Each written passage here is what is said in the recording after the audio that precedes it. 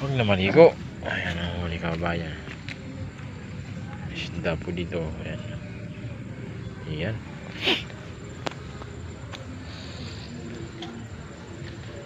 Madami na pampulutan, oh. Ayan.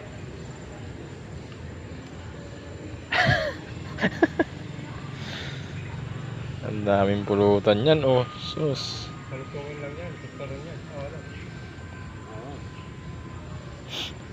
Paubos na lang isang bako dyan nakita.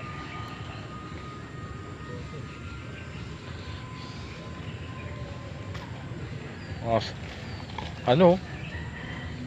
Higit 1 kilo. Ayun na. Ito na.